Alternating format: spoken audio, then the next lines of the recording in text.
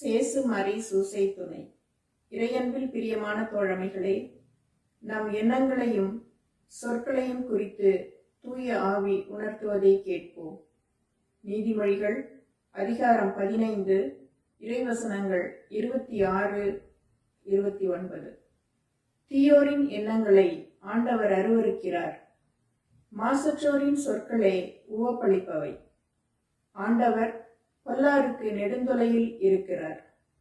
தமக்கு அஞ்சி நடப்போரின் மன்றாட்டுக்கு செவிசாய்க்கிறார். ஆம் சகோதர சகோதரிகளே, மாசற்றோரின் சொற்கள் மகிழ்ச்சி தருவதோடு பிறருக்கு நன்மையும் பயக்கும். ஆனால் தீயோரின் எண்ணங்களோ ஆண்டவருக்கு அருவருப்பையே தருகிறது. எனவே இறைவன் அவர்களின் வேண்டுதலுக்கும் நெடுந்தொலையில் இருக்கிறார். ஆனால் தமக்கு அஞ்சி நடப்போரின் மன்றாட்டுக்கு செவிசாய்த்து ஆசீர்வதிக்கிறார். எனவே மாசற்றோராய் தெய்வ பயம் கொண்டோராய் நாம் வாழ்வை அமைத்துக் கொள்ள அவரருள் வேண்டுவோம். இறைவன் என்றென்று வாழ்த்த பெறுவாராக. ஆமென்.